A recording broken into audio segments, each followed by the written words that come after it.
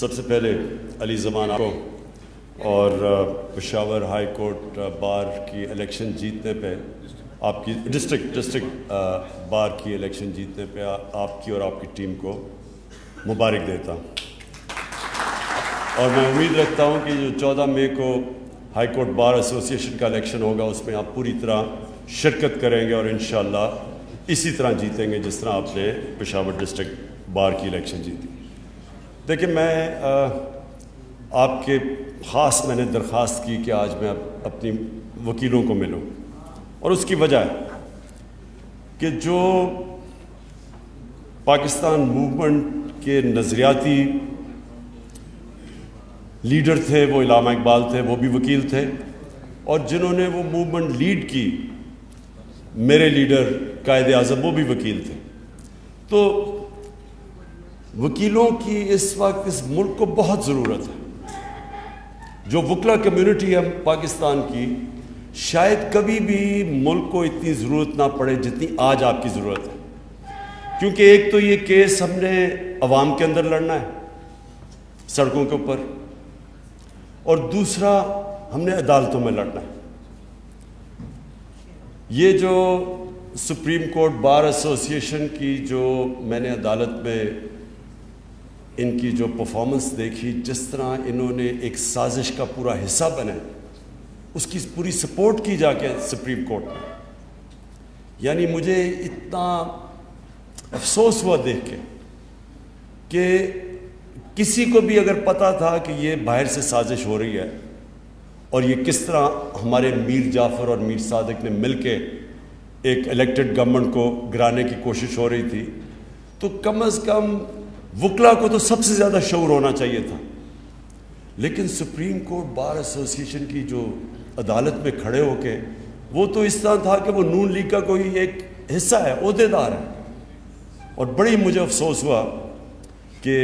جن لوگوں کو شعور ہے وہ بھی اس سازش کا حصہ بن گئے، کیونکہ یہ جو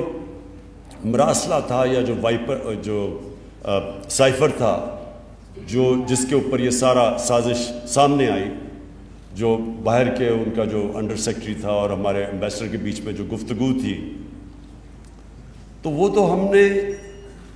جب ایک دفعہ منظر عام پہ لے آئے تو سب کو پتہ چل جا رہا تھا کہ یہ رجیم چینج باہر سے کیا جا رہا ہے، اور اندر سے یہ ملے ہوئے تھے ان کے ساتھ۔ زیادہ تر تو ان کی جماعتوں کو نہیں پتہ، جتنی بھی جماعتیں ان کی سپورٹ کر رہی ہیں زیادہ تر تو ان کو نہیں پتہ، اس لیے ہم نے پارلیمنٹ کی جو سیکیورٹی کمیٹی میٹنگ تھی اس میں ان سب کو دعوت دی کہ آپ کو ہم دکھاتے ہیں یہ مراسلہ، لیکن وہ خود آئے نہیں،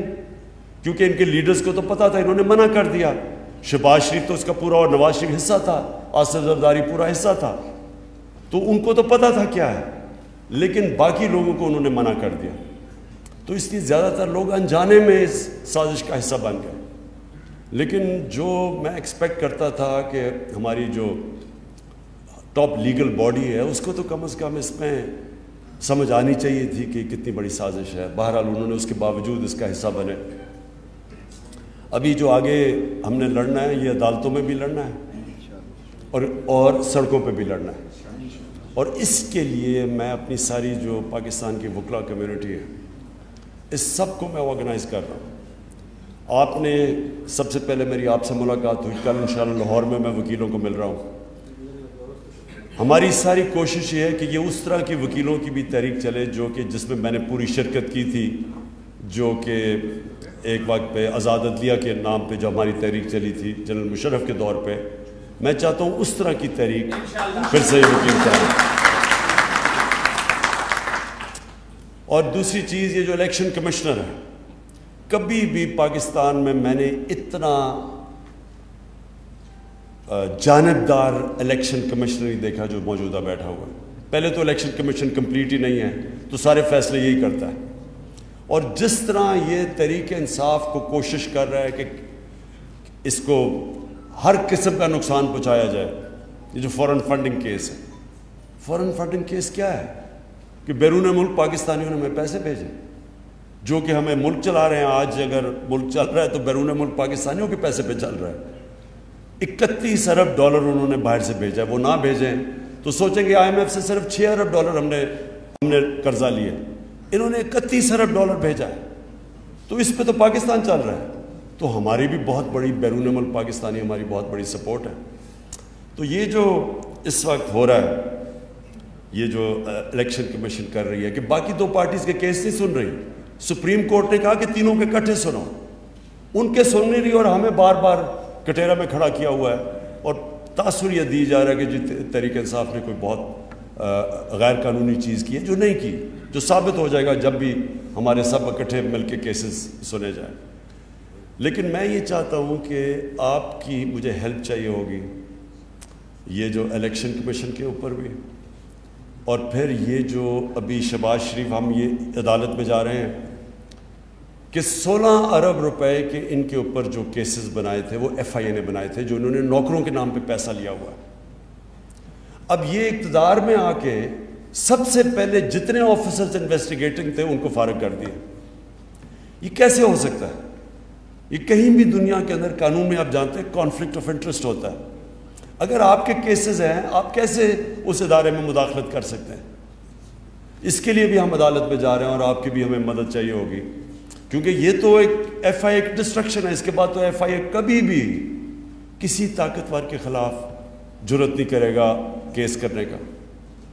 کوئی بھی طاقتور، کوئی F B R, F I A, NAB, یہ سب ڈریں گے طاقتور لوگوں کے خلاف قانونی کارروائی کرتے ہوئے، کیونکہ ان کو ڈر ہوگا انتقامی کارروائی، بعد میں انتقام لیا جائے گا۔ اس لیے اس پہ بھی ہم انشاءاللہ آپ سے ان ٹچ ہوں گے، آپ کو بھی علی زبان ہم آپ کو بتائیں گے کہ ہمیں کرنا کیا ہے، کیونکہ دیکھیں یہ میں پھر سے بتاتا ہوں، یہ تحریک انصاف کی جنگ نہیں ہے، یہ پاکستان کی جنگ ہے۔ یہ اگر ہم نے قبول کر لیا، یہ جو انہوں نے ہمارے اوپر مسلط کیا سازش کے ذریعے، تو پہلے تو سب سے پہلے یہ یاد رکھیں کوئی امریکہ کے سامنے ان کی دھمکی کے سامنے نہیں کھڑا ہوگا۔ سارے پرائم منسٹر جن کو کرسی کا شوق ہے وہ تو ڈریں گے کہ کبھی بھی ہمیں ہٹا سکتے ہیں، تو وہ ہر ان کی بات مانیں گے۔ یہ بہت بڑا ملک کو آگے جا کے نقصان پہنچے گا اگر یہ کامیاب ہو جاتے ہیں، اور یہ ہر ان کی وہ بات مانیں گے جو ادھر سے حکم آئے گا۔ اب یہ جو امریکہ کی جنگ میں ہم نے جب شرکت کی تو کیا ہوا تھا؟ مشرف کو دھمکی آئی تھی باہر سے، اس نے ایک دھمکی دی کہ ہم تمہیں انگریزی میں we will bomb you into stone age, ان کا ایک رچرڈ آرمسٹیج تھا، اس نے ایک دھمکی دی، ہم ان کی جنگ میں چلے گئے جس میں ہمارا لینا دینا کوئی نہیں تھا، 80,000 پاکستانی اس میں جانے کھو بیٹھے، سارا قبائلی علاقہ ہمارا تباہ ہو گیا، پتہ نہیں 35 لاکھ لوگوں نے نقل مکانی کی، سوات میں جو ہوا 40 لاکھ ادھر سے نقل مکانی کی۔ تو وہ سارا کچھ ہوا کیوں؟ کیونکہ ہمارا جو سربراہ تھا وہ پریشر نہیں لے سکا، ایک دھمکی میں گھٹنے ٹیک دیے۔ تو ابھی بھی دھمکی ہے، ابھی بھی انہوں نے کہا کہ یہ چاہتے تھے کہ یہاں بیسز ہوں افغانستان کے اوپر ڈرون اٹیکس کے لیے۔ تو جو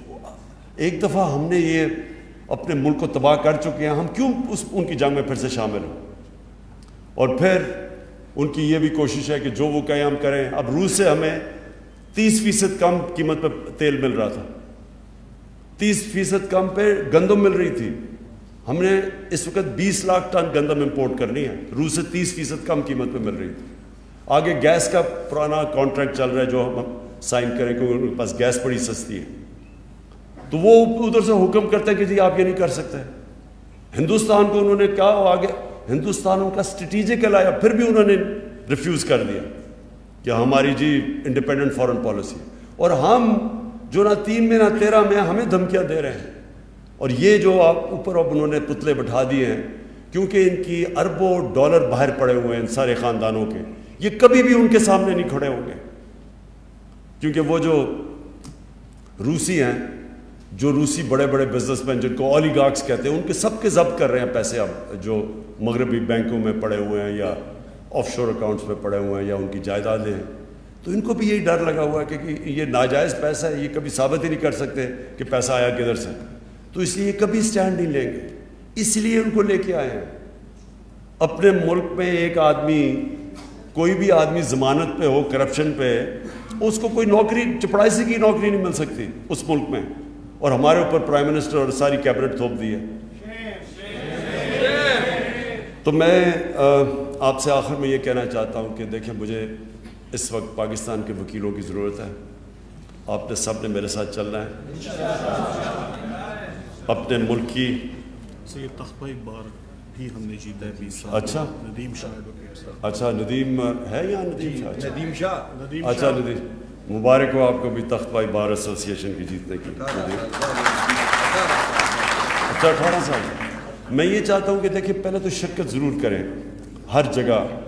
اس وقت اپنی ہماری صحیح معنی میں منظم کریں اپنی وکلا تنظیموں کو, لیکن سارے اپنے ملک میں وکیلوں کو تیار کریں. جو ہمارے نئی بھی ہیں نا, جو دوسرے بھی ہیں, ان سے بھی بات چیت کریں, کیونکہ وہ بھی ان کو بھی خوف ہوگا کہ کرپٹ غلام امریکنوں کے غلاموں کے نیچے اپنا ملک کا ہم ان کے نیچے اگر ہم چلیں گے تو وہ سارے ملک کو نقصان ہے. تو اس لیے میں نے کہا تھا محمود خان کو اور شاہ فرمان کو کہ ضرور میری آج وکلا سے میٹنگ کروائیں, اور ہم تاکہ آگے